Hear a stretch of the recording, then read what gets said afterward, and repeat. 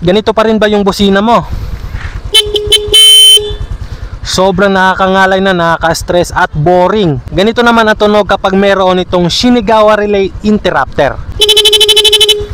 Isang pindot lang pero napakarami na at napakaangas, di ba? Hindi na nakakangalay. Napakadali lang ikabit nitong Shinagawa Relay Interrupter natin. Ituturo ko sa inyo. So ito yung horn natin, tatanggalin lang natin itong dalawang wire na stock.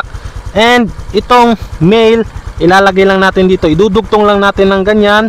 Pagkatapos, itong female natin ang ilalagay natin dito sa horn. Ayan. So napakasimple na siya. Ayan, plug and play. Subukan natin. O, di ba?